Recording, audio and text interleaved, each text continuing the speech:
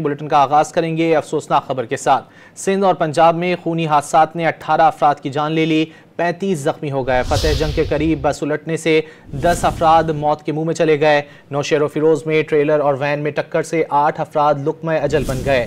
وزیر اعلیٰ پنجاب مریم نواز نے حادثات میں قیمتی جانوں کے ضیاع پر اظہار افسوس کیا ہے۔